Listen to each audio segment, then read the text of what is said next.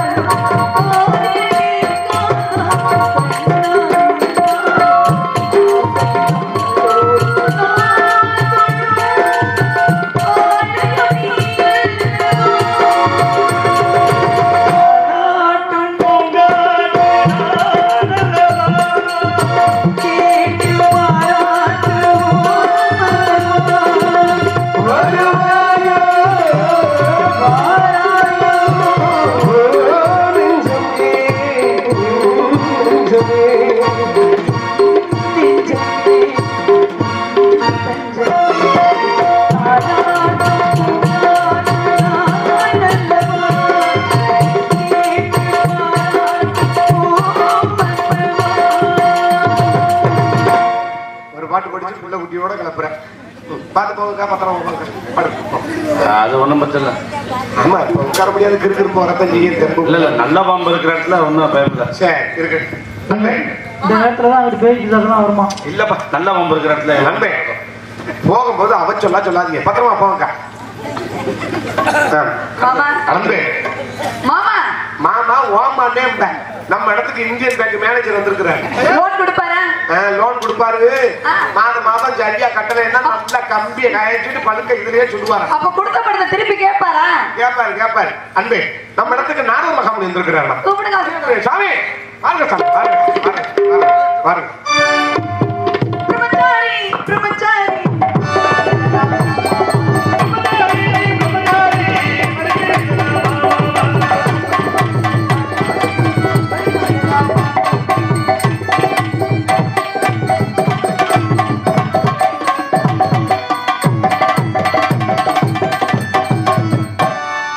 சாமி ஒரு சின்ன விஷயம். சாமி சொல்லுங்க. இந்த நாடகத்துல எனக்கு டான்சரா இவளை போட்டுக்கா சாமி. சரியா சரி, என்னையா பிரச்சனை? எனக்கு பொருத்தமா இருக்கோ இல்லையா சாமி? என்னங்க உங்க 2 பேருக்கும் 12 பொருத்தமும் பக்கா பொருந்தது சாமி. சரியான அப்படி ஒரு இது சரியான இந்த கடிப்பை கடித்த மாமனிதரே வாழ்க பல்லாண்டு. தங்கை எழுத்து வரீங்க. தங்கச்சி பாப்பா. ஆமா நேரம் ஆச்சுல. 2 பேரா கிளம்புறாங்கம்மா. போகாது. ஏன் தூக்கம் வந்தாங்களே படுங்க. அப்புறம் வந்து காலையில போகலாம்.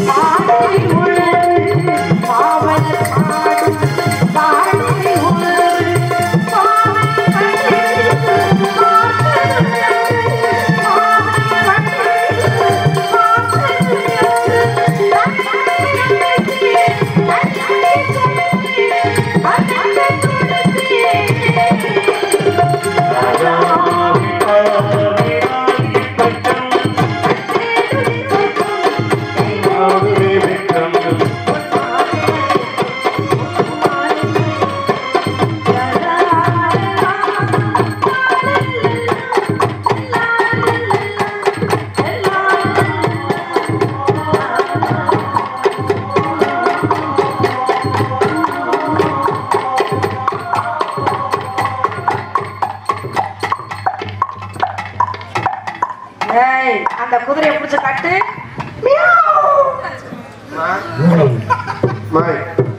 சொல்லுங்க மடத்துக்கு வீடு வந்துருக்காரு. ஷவர் இல்லப்பா, ஷவர் வந்து கக்கூச்சில் இருக்கும். ஷவர் அவரு இவரனா அவருக்கு பேர் இல்லையா? நாரர் மகாமணியம்மா. நாரர் மனுஷன் மட்டும் வந்திருக்காரா? ஆமாம்மா. அவரை நீங்க பாத்தீங்களா? பேசுறீங்களா? ஆசீர்வாதம் வாங்குனீங்களா? நல்லா வாங்கிருக்கீங்க ஓட தெரியுது. சரி, அவரை நானும் பார்க்கணும், அவர்கிட்ட ஆசீர்வாதம் வாங்க வேண்டும். நம்ம போகணுமா இல்ல அவர் வருவாரா? எல்லாம் அழைத்துறேன். என்ன கூட்டிட்டு வாங்க சாமி.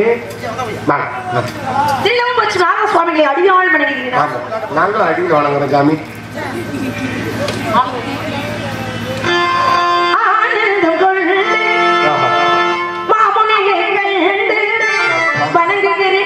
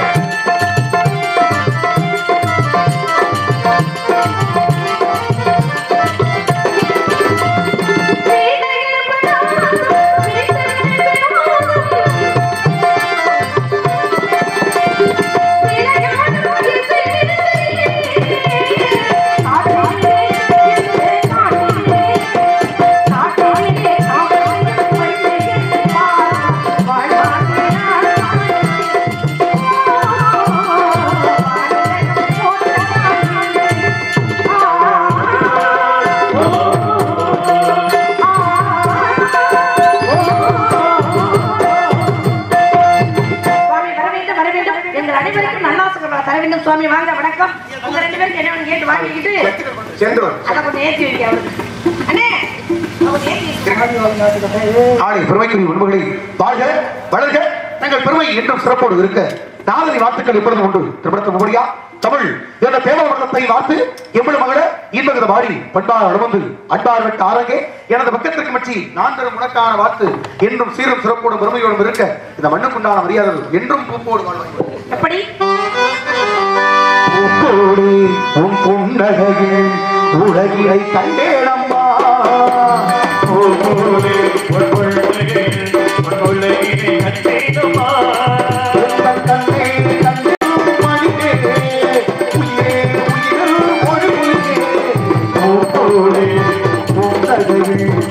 உலகினை கண்டேனம்மா.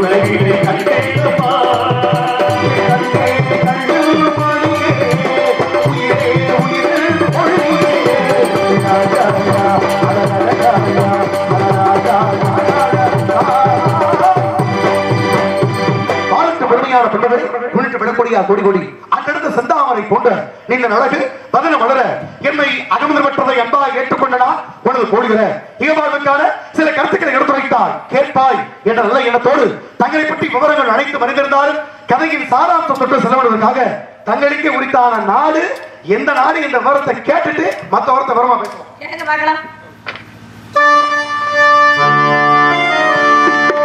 மட்டு பீடி கட்டு பொடிமா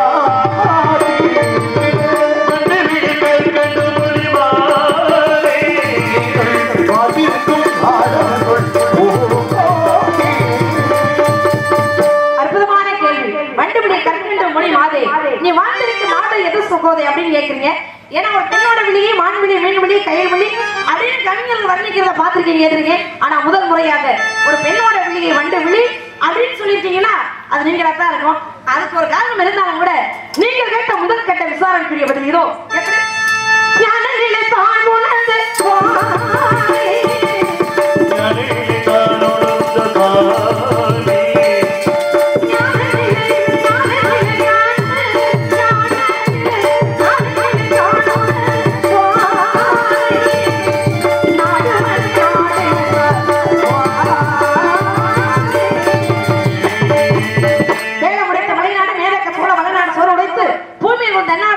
தெளிவை தொண்டை நன்னாடு சான்றோர்களை உடைத்த அதாவது கற்ற சிறந்த அறிவாளிகளை கொண்டது எங்க தொண்டை நாடு சாமி. அப்படிப்பட்ட நாட்டிற்கு பலவிதமான பொறுமைகளை படித்தார்கள். ஓட காண்பது பூமிட வெள்ளம், ஒருங்க காண்பது யோகியர் உள்ளம், வாழ காண்பது முன்னார் வர்கள், வருத காண்பது சூழலை சந்து, போரை காண்பது பூமியில் வந்து, புலம்ப காண்பது கிங்கடி கொத்து, தேட காண்பது நல் அறம் கீர்த்தி, திருக்குற்றாநாதர் தென்னாரிய நாடே சொல்லி நாட்டுக்குண்டான பெருமை நிறைய கொடுத்திருக்காரு. அது தனிப்பட்ட பெருமை. உங்க நாடு எந்த நாடு? எங்க நாடு தொண்டை நாடு. தொண்டை நாட்டுக்குண்டான பெருமை என்ன சொன்னீங்க? நிறைய பெருமை இருக்கு. கற்ற சிறந்த அறிவாளிகளை கொண்டது. அறிவாளிகளை கொண்ட நாடா இருக்கு. ஏன்னா சிவனுடைய அடியார்கள் மொத்தம் எத்தனை பேர்னா 63 நாயன்மார்கள் அடியவர்கள் பெருமை சேர்த்தார்கள். இத கொஞ்சம் ஏத்துங்க. இதுல 60 பேர் ஆண்கள் 3 பேர் பெண்கள். இந்த 63 நாயன்மார்களுக்கும் பெருமை கிடைத்தது எங்க தொண்டை நாட்டுல சோழ நாட்டுல தான் அப்படிப்பட்ட பெருமை கிடைச்சிருக்கும் நாடு இல்லையா? ஆமாங்க. பெருமை கிடைச்சா போதுமா வள்ளிநாயகம்? ஒவ்வொருத்தருக்கு பெருமை தானாக அமையாது. அந்த ஈசனர்கள் இருந்தால் அனைத்தும் சாத்தியம். ஏன்னா அப்படிப்பட்ட பெருமை இருக்கு. பெற்ற தாய்தனை மகன் மறந்தாலும் பிள்ளையை பிறந்த தாய் மறந்தாலும் உச்ச தேகத்தை உயிர் மறந்தாலும் உயிரில் மேவிய உடல் மறந்தாலும் கற்ற நெஞ்ச கலை மறந்தாலும் கண் என்று மேய்க்க மறந்தாலும் நற்றவத்துள்ளிருந்தோறும் ஓம் நமச்சிவாயத்தை நான் மறவேன். அப்படிப்பட்ட பெருமை அன்பே சிவம். அதனால அவருக்கு அப்படிப்பட்ட பெருமை. அதான் அவர் சொன்னார், செங்கையில் மான் தூக்கி அங்கத்தில் ஒருவனை அணுதரவு தூக்கி திங்களை ஞாயிறை கதைத்த தலைமையை தூக்கி அங்குகனாதபடி 20 ஏழு என்றறியாத தாய் தூக்கி ஆடும் தெய்வமே இவை கை தூக்கி ஆடும் தெய்வமே இறைவனுக்கு பெருமை சேர்த்தார். அப்படிலாம் நிறைய பெருமை இருக்கட்டும். மன்னவனுக்கு தபத்திற்கு தவத்திற்கு ஒருவர் தமிழுக்கு இருவர் குணத்திற்கு மூவர் சபத்திற்கு நால்வர் சகலத்திற்கும் ஐவர் சுவைகள் 6 சுரங்கள் 7 திக்குகள் 8 கிழங்குகள் 9 பசி வந்தா 10 பறந்து விடும். வாழ்க்கையில பசி அந்த 10 என்ன?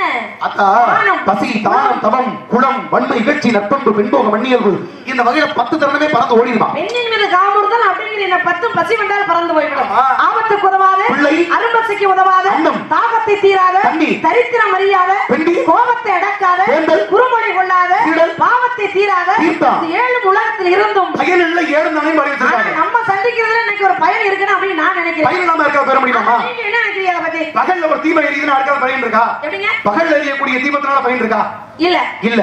ஒரு முட்டாளுக்கு சொல்லக்கூடிய அறிவுரைனால பயன் இருக்கா? இல்ல. கடல்ல வைக்கக்கூடிய மழையினால பயன் இருக்கா? இல்ல. அப்ப இந்த உலகத்துல பயன் இல்லாத மத்தியில நாம் பயனோடு இருக்க வேண்டும் என்ற தத்துவத்தை நான் பேசிக்கிட்டு இருக்கேன். இப்ப சொன்னீங்க, சொல்லுங்க. தவத்திற்கு ஒரு வழி இல்லையே. ஆமா. தவத்திற்கு ஒரு வழி என்ன அர்த்தம்? என்ன அர்த்தம்? தவத்தை பண்ணணும்னா தனிமையில இருந்து மௌனமாக இருந்தால் தான் தவம் பண்ண முடியும். தமிழ பேசணும். பேசிக்கிட்டே வந்து தவம் பண்ண முடியுமா? முடியாதுல. ஆங்காரம் உள்ளடக்கி ஐமன சுற்றெடுத்து தூங்காம தூங்கி சுகம் பெறுவதற்காக உள்ளம் வரும்போது ஊன் உடம்பு ஆலயம் வள்ளல் பிராணைக்கு வாய் கோபுரவாசல் தெள்ளம் நெறிந்தாருக்கு சிவனே சிவலிங்கம் சிவலிங்கம் உள்ள இருக்கா. அதனால கடவுள் கடவுள் கடவுள் கடவுள் உள் கடந்து உனக்குள் இருக்கிறார் கடவுள். இடத்தை கொடுத்தா மடத்தை பிடுங்குவேன் அப்படின்னு ஒரு வளமொழி உண்மை இருக்குல்ல? இடத்தை கொடுத்தா மடத்தை பிடுங்குவேன்னா பொல்லாதவன் அர்த்தம் கிடையாது. சரி. இறைவனுக்கு நாம் இதயத்தில் முழுமையாக இடத்தை கொடுத்து விட்டார். உண்மைதான். அந்த இதயத்துக்குள்ள அவர் வந்து உட்கார்ந்துட்டாருன்னா நம்ம கிட்ட இருக்கிற கெட்ட எண்ணங்கள் மடத்தரமான நினைவுகள் எல்லாத்தையுமே வேரோடு பிடிங்க அடிச்சு போயிருமுன்னா மடம் என்பது அறியாமை தானே. கண்டிப்பாக அந்த மடம் என்பதை வேரோடு பிடிக்க எடுத்துருவாங்க. உண்மைதான். அதனாலதான் இடத்தை கொடுத்தா மடத்தை பிடுங்குவாங்க. அதனாலதான் மனமத சமையான மந்திரமத சபிக்க வேண்டாம்னாரு. அப்படிப்பட்ட மனம் செம்மையா இருக்குன்னா என்ன அர்த்தம்? இறைவன் அருள் வேணும். நெத்தி என்னமா போட்டிருக்கீங்க? இது வந்து பசுபதி பாசம் என்று சொல்லக்கூடிய முப்பட்டை. இந்த முப்பட்டை தாங்கள் யாரை நினைச்சு போட்டிருக்கீங்க? யாரு முருகனை நினைச்சு போட்டிருக்கேன். முருகனை நினைச்சு பட்ட போட்டிருக்கீங்க. அவரைத்தான் வணங்குறோம். அந்த முருகப்பெருமான் யாரை நினைச்சு பட்ட போட்டிருக்காரு? அவங்க அப்பாவை நினைச்சு போட்டிருக்காரு. ஆமா. அப்படிப்பட்ட சிவபெருமானை அடிதொழுது வாழ்ந்தவர்கள் மொத்தம் எத்தனை பேர் சொன்னீங்க? 63 நாயன்மார்கள். 63 நாயன்மார்கள். எம்பெருமான் 64 திருவிளையாடல் நிலத்திய பெருமைக்குரிய இடம் இது. இதுல சமய குறவர்கள் எத்தனை பேர் தெரியுமா? சமய குறவர்கள் சமயக்குறவர் மொத்தம் 4 பேர். 4 பேர் யாராரு? அப்பர், சுந்தரர், மாணிக்க வாசகர், திருஞான சம்பந்தர். இவர்கள் 4 பேர் சமயக்குறவர்கள். 4 பேர் போன பாதையில போகணும். இந்த 4 பேர் ஒரே பாதையில போனாங்களா? தனித்தனி மார்க்கம் அணிந்தாகம். சன்மார்க்கம், சகமார்க்கம், தற்புதமாக தாசமார்க்கம். மார்க்கங்கள் வேறு. ஆனா இறைவனை அடைந்த வழி என்பது வேறது. அதுல ஒவ்வொருத்தரும் வரணும் இருக்கா. ஒருத்தர் நண்பனா போனேன், ஒருத்தர் அடியவனா போனேன், இருக்கக்கூடிய பெருமை, ஒருத்தர் குழந்தையாக ஏத்துக்கிட்டு போனாரு. இப்படி ஒவ்வொருத்தருக்கு தனிப்பட்ட மார்க்கத்தை வகுத்து கொண்டு போனாரு. ஆனா சேர்ந்தது எங்க? இறைவன் தானே. இப்ப நான் என்ன கேட்கிறேன், இவர்கள் தனித்தனியா சேர்ந்தா சேர்த்தேன். பூலகத்துல ஒரு வாசகமா இருந்தாலும் திருவாசகமாக இருக்க வேண்டும் அப்படின்னு சொல்றது. திருவாசகத்துக்கு உருகார், ஒரு வாசகத்துக்கு உருவாங்க அப்படின்னு சொன்னாங்க. திருவாசகம் படிக்க படிக்க மனசே உருகிருமா. அந்த அளவுக்கு பெருமை இருக்குமா. ஏன்னா இயல் என்பது பேச்சு தமிழ், இசை என்பது பாட்டு தமிழ், நாடகம் என்பது நடிப்பு தமிழ். இது 3. ஆனால் மாணிக்க வாசகருடைய தமிழ் வந்து அழுகை தமிழ் அப்படின்னு சொல்றாங்க. அப்படிப்பட்ட பெருமை படிச்சுட்டோம்னா நம்மளே அறியாம நம்மளே அழுகிறோம். நமச்சிவாய வாழ்க, நாதந்தான் வாழ்க, இவை பொழுதும் எண்ணத்தில் நீங்காதான் வாழ்க, ஓகடியாண்ட குருமனிதன் வாழ்க. ஏக நடைய இருமணி வெள்ளன் பாடலாம் இருக்கு. அதனால ஈசனடி போட்டு, எந்த அடி போட்டு, தேசனடி போட்டு, சிவன் சேவடி போட்டு, நிகழ்த்து நின்ற மன்னனடி போட்டு, மாய பிறப்பிறக்கும் மன்னனடி போட்டின்னு சொல்லி பெருமையாக திருவாசகத்தை பிரமோட்டார். இது திருவாசகம். இந்த திருவாசகத்தை எழுதுறது யார்? மாணிக்க வாசகர். யாரு? மாணிக்க வாசகர். எந்த ஊர்ல பிறந்தாலும் தெரியுமா? திருவாரூர்ல. இப்ப எங்க இருக்கு? மதுரைக்கு பக்கத்துல இருக்கு. ஆமா. அப்படிப்பட்ட மதுரைக்கு பக்கத்துல கூடிய திருவாரூர்ல பிறந்தாருல, யாருக்கு கீழே இவர் அமைச்சரா பணிபுரிந்தாரு? அரிமர்த்தன பாண்டியன் கிட்ட அமைச்சரா இருந்தாரு. எந்த மன்னர்? அரிமர்த்தன பாண்டியன். அரிமர்த்தன பாண்டியன் மன்னன்ட்ட அமைச்சராக பணியாற்றியவர் மாணிக்க வாசகர். ஆமா. இது எல்லாருக்கும் தெரிந்தது. ஆமா. அப்படிப்பட்ட மாணிக்க வாசகர் அமைச்சரா பணிபுரிந்த காலத்துல ஒரு ஊருக்கு போய் பக்கத்துல நல்ல பொருட்களை கண்ணை பொருளை கொடுத்து ஒண்ணு வாங்கிட்டு அனுப்பிட்டாரு. எது வாங்க அனுப்பினாரு? குதிரை வாங்க சொல்லி அனுப்பினாரு. யாரு கையில காசு கொடுத்தாரு?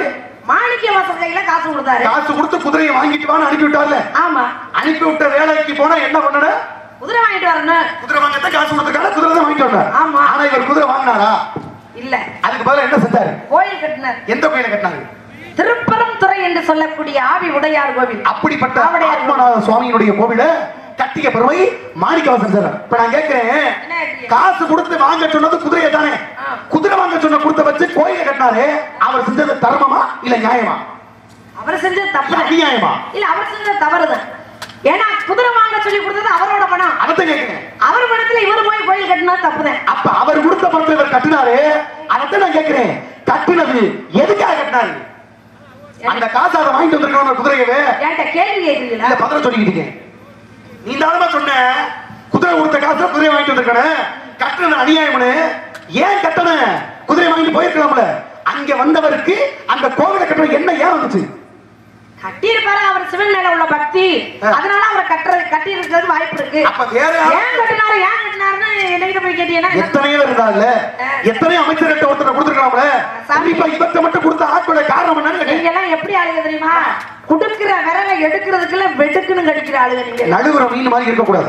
நடுவுற மீனத்தை முதல் சித்தம் போக்கு சிவன் போக்கு சத்தம் போட்டா செல்வாக்கு நினைச்சு பேசுறீங்க. சொல்வாக்கு உள்ளவனுக்கு எப்பயுமே செல்வாக்கு அதிகமா தரமா இருக்கு. அந்தம் உள்ளவன் அவைக்கு வரக்கூடாது, சந்தம் இல்லாதவன் சமைக்கு போக கூடாதுங்க. நம்மளுக்கு அந்தத்திலையும் குறைச்சல் இல்ல, சந்தத்திலையும் குறைச்சல் இல்ல. ரெண்டு சரியா தான் வாழ்க்கை சரியா இருக்கும். அதனால ஓடுகிற வண்டி கூட ஒத்துமையா ரெண்டு மாடு ஒன்ன விட்டு ஒண்ணு புரிஞ்சா என்ன ஆகும் எண்ணி பாரு. ஒண்ணு தண்ணிக்கு ஒண்ணு மீனுக்கு எடுத்தா நல்லா இருக்குமா? இப்ப நம்ம இயற்கையை பத்தி நான் உங்ககிட்ட கேட்கிறேன் ஒரு விஷயம். இப்ப என்ன நடக்குது தெரியுமா? ஏன் அதிகமா எல்லாருக்கும் வேர்க்குது தெரியுமா? நடக்கக்கூடிய நட்சத்திரம் அப்படி ஒரு நட்சத்திரம். என்ன நட்சத்திரம்? அக்னி நட்சத்திரம். இந்த அக்னி நட்சத்திரம் எப்படி உருவாச்சு? நடக்கிறது என்ன கேட்ட அக்னி நட்சத்திரம் எத்தனை நாள் அந்த அக்னி நட்சத்திரம் இருக்கும்? எத்தனை நாள் அக்னி நட்சத்திரம் இருக்கும்? அந்த அக்னி நட்சத்திரம் உருவாக்குறதுக்கு என்ன காரணம்? இந்த அக்னி நட்சத்திரத்துல எவ்வளவு கஷ்டப்படுறோம் தெரியுமா? எல்லா இடத்துலயும் கஷ்டம் இருக்காங்க. சொல்லுங்க. ஆனா நான் கேட்ட கேள்வி இப்ப அக்னி நட்சத்திரம் நடந்துட்டு இருக்கு. எத்தனை நாள் முடியும்? 28 முடியுது. இன்னையோட முடியுதா? 28. அப்ப என்ன இருக்கு இல்லையா? இந்த அக்னி நட்சத்திரம் உருவானது யாரால? இது எப்படி உருவாச்சு அப்படிங்கிற விஷயத்த நீங்க சொல்லுவீங்க. இருக்கக்கூடிய விளக்கம் மல்லியாக்கம். ஏன்னா முதல் கோணல் முற்றிலும் கோணல். ஆரம்பத்தில் அடிப்படையை சரி பண்ணாதே அதுக்கு சரி பண்ண முடியாது. நான் 10 மாடி கட்டடத்தை நல்லா கட்டினேன், அடிப்படை சரியில்லைன்னா கட்டடம் மொத்தம் வீணா போயிடும். நான் கேட்ட கடிக்கு முதல்ல சொல்லி முடிச்சிட்டீங்கன்னா யுகங்கள் எத்தனை தெரியுமா? மொத்தம் 4 இருக்கு. என்னென்ன யுகங்கள்? ஒன்னு கிரேதா, பிரேதா, தோபரா, கடிக்கு மொத்தம் 4 யுகம். இதுல எத்தனை யுகத்துல நீங்க இருக்கீங்க? எல்லா யுகத்துல இருக்கேன். நான் எத்தனை யுகத்துல இருக்கேன்? ஒரு யுகத்துல இருக்கீங்க. அப்ப இந்த இடத்துல கதையின் முறை இப்படி அனுபவத்துல பெரிய ஆளு யாரு? அது நான் தாங்க. அப்ப நீங்க எல்லாம் பதில சொல்லணும். ஒரு வார்த்தை நீங்க முடிச்சிருக்கீங்களா? சிறியோர் எல்லாம் சிறியோர் இல்ல, பெரியவர் எல்லாம் பெரியவர் இல்ல. அப்ப நீங்க சிறியாள்னு உங்களை நினைக்கல, பெரிய ஆளா நினைக்கிறேன். சொல்லுங்க. சரி, அடேங்கப்பா அப்படியே திருப்பி விடுறீங்களே. நான் ஊத்துன தோசை என்கிட்டயே திருப்பி விடுறீங்க. நான் தப்புல கறி பேராம தான் செத்தேன். சரி இருக்கட்டும். கோயில் கட்ட, அதாவது குதிரை வாங்க போக சொன்னாங்க. குதிரை வாங்க தானே எப்படி கோயில் கட்டினாரு? அதான் கேக்குறேன். இத கொஞ்சம் நல்லா ஏத்துங்க. அதுல கொஞ்சம் எடுத்து வச்சுக்கணும். பரவாயில்ல, தப்பு இல்ல. ரெண்டையும் சேர்த்து கூட அம்மா வைங்க, ஏத்தி விட்டு எடுத்து வைங்க. ஒண்ணு இல்லங்க, 3ஆம் நூற்றாண்டு. நான் சொல்றது 3ஆம் நூற்றாண்டு. இந்த 3ஆம் நூற்றாண்டுல பாண்டிய நாட்டுல ஒரு மன்னன் வந்து உப்பரிகையில உட்கார்ந்துருக்காரு. உப்பரிகையில உட்கார்ந்து இருக்கும் பொழுது ஒரு சித்தர் என்ன செய்யறாரு? வானத்தை நோக்கி பறந்து போய்கிட்டு இருக்காரு. இந்த சித்தர்களுக்கு பறக்கக்கூடிய தன்மை எப்ப வருமா தெரியுமா? குளிகை அப்படிங்கிற ஒரு மூலிகை இவங்க கையில இருந்துச்சுன்னா அவங்களுக்கு பறக்கிற தன்மை வரும். இந்த மூலிகை எல்லாம் கண்டுபிடிக்கிறது நம்மளால முடியாது, அது சித்தர்களால தான் முடியும். அப்ப பறந்து போகும் பொழுது அவர் கையில் இருந்த மூலிகை தவறி கீழே விழுந்துருது. கீழே விழுந்தது எங்க போய் விழுந்துச்சு? ஒரு மன்னன் உப்பரிகையில உட்கார்ந்துருக்காரு பாத்தீங்களா, அவர்கிட்ட போய் விழுந்துருச்சு. அவர் பட்டணம் கையில எடுத்துட்டார். கையில எடுத்த உடனே சித்தர் கீழே இறங்கிட்டாரு. இறங்கி கேட்கிறாரா, அப்பா அந்த மூலிகை என்கிட்ட கொடுத்துரு, அது என்கிட்ட இருந்துச்சுன்னா பல இடத்துக்கு நான் போவேன் வருவேன், பல விஷயங்களை நான் கண்டுபிடிப்பேன், இது உனக்கு தேவையில்லை, அதை என்கிட்ட கொடுன்னு சொல்ல. அப்ப மன்னன் சொன்னாரு, இதை நான் உங்கள்கிட்ட தர்றேன், ஆனா நான் சொல்றது நீங்க கேட்கிறீங்களா அப்படின்னு. என்ன சொல்லுப்பாரு? நான் கைலங்கிரிக்கு சென்று சிவனை வழிபட வேண்டும், கைலாய மலைக்கு நான் போகணும், ஏன்னா உங்களால கூட்டிட்டு போக முடியுமான்னு கேட்கிறாரு. சித்தருக்கு தான் பறக்கிற தன்மை இருக்குல்ல, கூட்டிக்கிட்டு போறேன்னு சொல்லி வாய் மூடல. அந்த மன்னன் செங்கோலோட தயாராயிட்டாரு. மேல போனாங்க, சிவனை பார்த்தாங்க. கைலங்கிரியிலே கைலாய மலையில போய் பாத்தீங்கன்னா எல்லாமே தங்கம், தகன்னு ஒரே தங்கமயமா இருக்காங்க இருக்கிற இடம் புறாங்க. அப்ப இவர் என்ன செய்யறாரு? சிவனை தரிசிக்கணும் அப்படின்னா இவர் கையில இருக்க பத்தியா செங்கோல், இந்த செங்கோலை கொண்டு போய் ஒரு மலையில அப்படியே ஊண்டி வச்சுட்டு இவர் எல்லா இடத்துக்கும் போறாரு, வணங்குறாரு. சிறப்பா அவர் போன பணி எல்லாம் முடிஞ்சிச்சு. முடிஞ்சோடனே கீழே வரணும்ல, கீழே வரும்போது அந்த செங்கோலை போய் எடுக்கிறார். ஊண்டி வச்சிருந்த செங்கோலை எடுக்கிறார். எடுக்கும் பொழுது இவர் தங்க மலையில தானே ஊண்டி வச்சிருந்தாரு. அந்த செங்கோலை எடுக்கும் பொழுது அந்த எந்த அளவுக்கு அந்த செங்கோல் அந்த மலைக்கு பதிஞ்சுச்சோ அந்த அளவுக்கு தங்கம் ஒட்டி இருக்கு. தங்கம் ஒட்டினா என்ன செய்யணும்? சிவன் சொத்து குலநாசம். இது சிவனுடைய மலை, சிவனுடைய இடம். இங்கிருந்து நாம எதையும் எடுத்துட்டு போக கூடாது அப்படிங்கிற எண்ணம் இருந்தாலும் இவருக்கு ஒரு ஆசை. நம்ம கைலாய மலைக்கு வந்திருக்கோம், ஆனா இங்கிருந்து இந்த தங்கத்தை கொண்டு போயிருவோம் அப்படின்னு சொல்லி அந்த செங்கோல்ல இருக்கக்கூடிய தங்கத்தை தட்டி விட மனசு இல்லாம கொண்டு வந்துட்டாரு.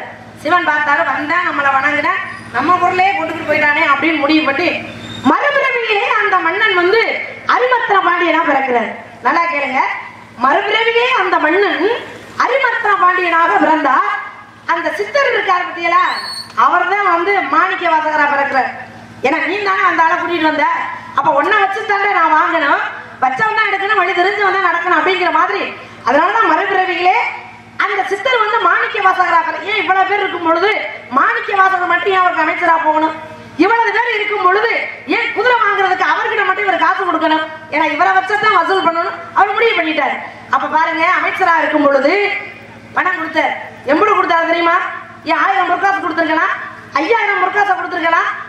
அவர் சரியாக கொடுத்தது எவ்வளவு தெரியுமா? 12000 பொற்காசுகள். 12000 பொற்காசுகளை மாணிக்க வாசகர் கையில கொடுத்து போய் குதிரை வாங்கிட்டு வாப்பான்னு சொல்ல. ஏன் தெரியுமா 12000 கொடுத்தாரு? அங்கிருந்து எடுத்துக்கிட்டு வந்த தங்கம் அந்த நிமிடம் வரையில் வட்டியும் முதலும் சேர்ந்து 12000. அதனால இந்த 12000 சரியா கொடுத்தாரு. கொடுத்தவொடனே வாங்கிட்டு வந்தாரு. குதிரை வாங்க எங்க போறாரு? அப்ப வந்து தொண்டியில தான் குதிரை சந்தை இருந்துச்சு அப்படின்னு சொல்றாங்க. அப்ப அங்கிருந்து வரும் பொழுது சிவன் பார்த்தாரு, இதுதான்டா சமயம் நம்ம காசை வாங்குறதுக்கு அப்படின்னு சொல்லி இடையில உட்கார்ந்தாரு. உட்கார்ந்து அவருக்கு முன்னாடி காட்சி கொடுக்குறாரு. காட்சி கொடுத்த உடனே மாணிக்க வாசகரை பார்த்த உடனே அவர் என்ன பண்றாரு? அழுகிறாரு, தவிக்கிறாரு, சிவனை சுத்தி சுத்தி வர்றாரு, கும்பிடுறாரு, கூத்தாடுறாரு. அப்படி என்ன பண்றதுன்னே தெரியாம அப்படியே அழுதுகிட்டு இருக்காரு. சிவனை வழிபடும் பொழுது அப்ப இவர் குதிரை வாங்க வந்ததை மறந்துட்டார். எப்படி? சிவனை பார்த்த உடனே இவர் வந்த வேலையை மறந்துட்டாரு. சிவன் மேல உள்ள பக்தியில ஒரு ஆலயத்தை எழுப்பினார். அந்த ஆலயம் தான் திருப்பரந்துரை என்று சொல்லக்கூடிய ஆவி உடையார் கோவில், ஆவுடையார் கோவில். அப்ப குதிரை வாங்க போன காசுல இவர் ஏன் கோயில் கட்டினாருன்னா, முன் பிறவியில் கைலாய மலையில் இருந்து எடுத்துக்கிட்டு வந்த தங்கம் 12000. அந்த 12000க்கு எனக்கு கோயிலை எழுப்பிடான்னு வந்து உட்கார்ந்தார். சிவனுடைய சொத்தை யாரும் அனுபவிக்க முடியாது. அப்ப அங்க செஞ்சதுனால குதிரை வாங்குறதுக்கு பதிலா ஒரு கோயில கட்டினது முன்பிறவில் பட்ட கிடையாது. நல்ல கதைகள் சிறப்பாக படிக்கிறாங்க. பாருங்க, ஒவ்வொரு கதைக்கு பின்னாடி ஒரு வரலாறு சொல்லும். ஆரம்ப காலகட்டத்துல 1000 புலவர்கள் ஒரு ஏடை கொடுத்து இதை பத்திரப்படுத்தி வைங்கன்னு சொல்லும் பொழுது அது 999 காப்பாற்ற முடியாம இறந்து போனார்கள். ஒரு நொட்டும் தாங்கி பிடித்துக் கொண்டிருந்தார் இங்க உத்தரகோச மங்கையில. அப்படிப்பட்ட உத்தரகோச மங்கையில மரகத நடராஜருடைய சிலை, பெருமைக்குரிய சிலை இருக்கு. அந்த ஒத்த ஏரோட வந்து மறுபடியும் பூமிக்கு நீ ஆற்ற வேண்டிய தொண்டு 1001 கேள்விப்பட்டிருக்கீங்களா? அதுபோல 1001 தனித்து பெருமை சென்று மாணிக்க வாசகர் 63 என்பது குறைவு, 1000 என்பது அதிகம். அதனால 1001 இருந்தார். பிறந்தாரு, பெருமையை செத்தார். அப்ப கதைகள் படுவதும் இருந்தாலும் திருப்பணி போச்சு. இந்த அக்னி நட்சத்திரம் எப்படி உருவாச்சு அதை சொல்லுங்க, எல்லாருக்கும் புரியுற மாதிரி. புரிய மாதிரியே சொல்லுமா?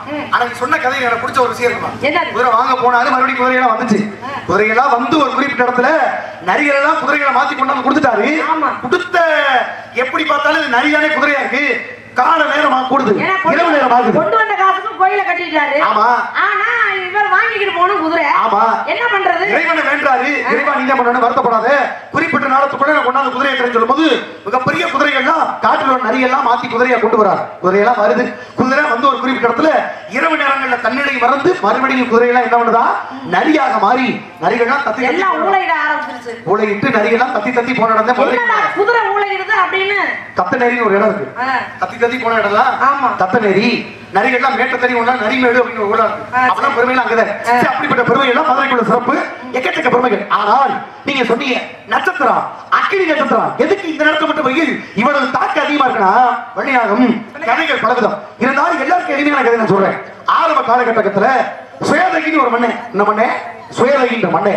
இந்த மண்ணே 12 ஆண்டுகள் அக்கினி பகவான் மேல யாகத்தீர நெய்ய அதிகமா ஊத்தி பெருமண்ட ஒரு யாகத்தை செஞ்சுக்கிட்டு இருந்தாரா. அதிகமான நெய்ய ஊத்துறோன்னு மந்தத்தன்மை மாதிரி ஆயிடுச்சு அக்கினி பகவானுக்கு. 12 வருஷமா நெய்ய ஊத்துனா ஒரு மந்தத்தன்மை என்னமா தெரியல, ஒரு மாதிரி குமட்ட நிலைமையில இருக்காரு. ஒண்ணும் புரியல. அக்கினி பகவான் நேர பிரமதவர்கிட்ட போய் கேட்டலாம், பிரமதவரே ஒரே என்னுடைய வயிற்றுக்கு என்ன மாறுதல் ஏற்படும் தெரியல, இந்த பிடியில இருந்து நீங்க போக்கணும், இந்த பசி இந்த உடல் பிடியை தீர்க்கணும்னு பிரமதவர்கிட்ட கேட்கும் பொழுது, வருத்தப்படாத, பக்கத்துல காண்டவ வனம் ஒரு வனம் இருக்கு, அந்த வனத்துக்குள்ள நீ போ, அந்த வனத்தை சாப்பிடு. ஏன்னா உயரிய மூலிகைகள் அங்க இருக்கு.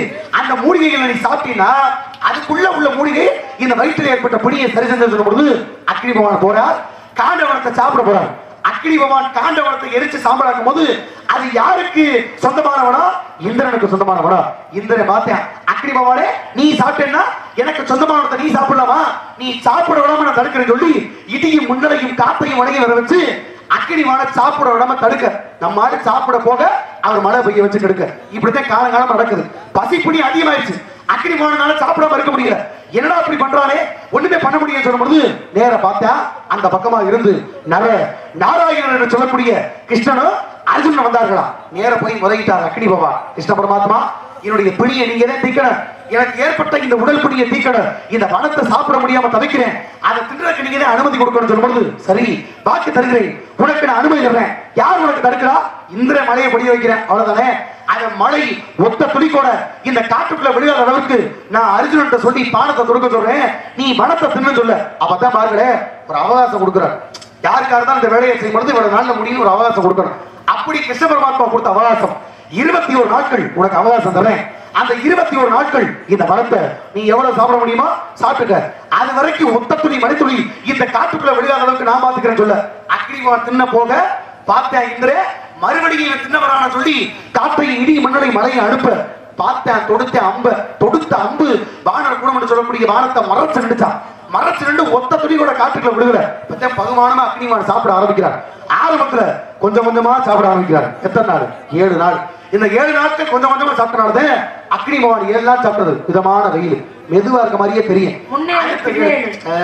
அடுத்த 7 நாட்கள் கொஞ்சம் கடுமையாகிறார். இருக்கக்கூடிய மரம் செட்டி கொடி ஒட்டுமொத்தத்தையும் ஆக்ரோஷமா சாப்பிடுறாரு. அடுத்த 7 நாள் 7ல இருந்து 14 வரைக்கும் போகும்போது கொஞ்சம் அக்னியுடைய வேலை அதிகமா தான் இருக்கா. அப்படி இருக்க 14 நாள் வரைக்கும். இந்த 14 நாள்ல இருந்து அங்கிட்டு 21 நாள் வரைக்கும் அப்படி சாப்பிட்டது காடுகளில் இருந்து மலைகளுக்கு பாறைகளுக்கு சாப்பிட ஆரம்பிச்சார். போக போக போக போக வெப்பம் தனித்தது. ஆக முதல் 7 நாள் மிதமா இருக்கு. அடுத்த 7 நாள் கொஞ்சமா இருந்தது ஆக்ரோஷமா மாறுது. அதுக்கடுத்து சாந்த நம்பிக்கை வர்றார். அப்ப 21. இந்த 21 நாட்கள் அக்னி பகவான் திண்ணா மத்தியில காட்ட அந்த நாட்டை அக்னி நட்சத்திரமா நம்ம தாக்குறது. இதுல நீங்க கவனிக்க வேண்டிய ஒண்ணு, அக்னி நட்சத்திரம் இருக்கும் பொழுது மேல இந்திர மலையை பொடிய வைக்க மனிதனை உள்ள படிய விடாம இடிமின்னல் நடந்து காத்து அக்னி பகவான அந்த சாப்பிட வச்சது அர்ஜுனன். அப்ப இடியையும் மின்னலையும் உள்ள விட விடாம தடுத்து கூரை அமைச்சால அர்ஜுனன். அதனால இன்னைக்கு பூலகத்துல இடிமின்னல் அதிகமா வருதுன்னா அர்ஜுனா அர்ஜுனா அப்படின்னு கத்துனா அவர் வந்து காப்பாத்துறது வழக்கமா இருக்கு. அப்படிப்பட்ட சிறப்பு அக்னி நட்சத்திரம் என்பது அக்னி பகவான் காண்டவனத்தை 21 நாட்கள் சாப்பிட்ட முறைனா இப்படி கொடுத்து. ஆனா அக்னி நட்சத்திரம் மழை வந்து நாடகம் நானும் பாக்குறேன். அந்த அளவுக்கு மாறி போச்சுங்க. பார்த்ததே கிடையாது. அக்னி நட்சத்திரத்துல மழையே பெய்யாது. ஆனா இப்பதான் அதிகமான மழையே பெய்யுது. மழை வந்தா கூட பஞ்சர் போட்டு நாடகம் நிக்கிற அளவுக்கு மழை வந்தது எனக்கு ஒரு நாடா கூட நிக்கலப்பா. சரி நான் மழை குறைச்சிக்கிறேன். அதனால இப்ப உன்னை பாத்திர மகிழ்ச்சி வெளியாக்க இருக்கு விஷயம் எல்லாம் இருக்கு. ஏன்னா இருட வீட்டுக்குண்டானது ஒளி வர்ண இடத்துக்கு வான்மலை ஜாடிக்கு ஒரு ஜாடினா மூடி வேணும். ஒரு குரலுக்கு இனிமை உனக்கு நல்லா இருக்குமா? அப்படிங்கிற பெருமை இருக்கு. ஏன்னா பெண்களுக்கு உண்டான பருவம் 7. என்னென்ன பருவம்? பேதை பெருமை மங்கை மடந்தை அறிவை தெரிவை பேரிழமின் என்று சொல்லக்கூடிய 7 வகை பருவம். தாங்கள் அடைந்திருப்பது மங்கை பருவம். எத்தனை வயதுக்குள்ள? 13. தாயை தோந்தாலே பொய் எதுங்க பொய்? 13ங்கிறது மங்கை பருவம். 13 வயசு மங்கை பருவம். அது இல்லைங்கிறீங்களா? 13 வயசா? மங்கை அப்படிங்கிறது என்ன அப்ப? இல்ல பொய்யா சொல்லாத. உனக்கு ஒரு 11 12 அவ்வளவுதான். இல்ல எனக்கு 7 வயசு கூடாது. ஆக அத்தனை பெருமையான பெருமையான பண்ணி உன்னுடைய வயதிற்கும் தகுதிக்கும் அழகுக்கும் உருவத்தையும் கண்டு உனக்காக மாப்பிள்ளை பார்க்க வந்திருக்கேன். நீங்க மாப்பிள்ளை பார்க்கறது நல்ல விஷயம் என்ன சரிமா? ஆனா மாப்பிள்ளை என்ன வேலை பார்க்கறாரு? எவ்வளவு சம்பளம்? சொந்த வீடா வாடகை வீடா? வட்டிக்கு கொடுக்கறாரா அடுத்த ஆளுகிட்ட வாங்குறாரா? வேற கெட்ட பழக்கங்கள் தண்ணி கிண்ணு அப்படி நீ நினைக்க வேண்டாம். வப்பாட்டி கிப்பாட்டி அப்படிதான் நீ போயிடாதீங்க. கிப்பாட்டி தான் பெரிய பிரச்சனையா இருக்கு. நீங்க பாருங்க பூலகத்துல இதெல்லாம் இல்லாம நல்ல குணமா இருக்கு. என்ன சொத்து கட்டியல? மாப்பிள்ளை சொல்லுங்க. நான் பார்த்து வந்த மாப்பிள்ளையோட அப்பா இருக்காரு. அவர் வீட்டுல உள்ள ஒரு ஓட்டை எடுத்து நீங்க வித்தியன்னு வச்சுக்கோங்களே. அந்த ஒரு ஓடு போதும் உங்க வாழ்க்கை பயணமே முடிஞ்சிடும். அப்படி சொத்தா வந்தது அப்படியா? பாருங்க. அதனால மாப்பிள்ளை யார்கிட்ட பார்த்தேன்? என்ன ஓடு அது? தங்க ஓடு. அதே தங்கறதுக்கு வீடு வெட்டுற காலத்துல அவர் தங்கத்தாலேயே வீடு வெட்டினாமல பெரியாத. அப்படி ஒரு மாப்பிள்ளை. மாப்பிள்ளை யார் சொல்றேன் கேட்டுக்கங்க. வேலனுக்கு மல்லிக்கு நான் கல்யாணம். அட பின்னில் உள்ள தேவரதா பார்த்தனோ. வேலனுக்கு மல்லிக்கு நான் கல்யாணம். அட பின்னில் உள்ள தேவரதா பார்த்தனோ. உலகம் புகழ் போட்டுக்கிட்ட முருகம்மா. முருகனுக்கு மனசு உண்டா பெருமம்மா.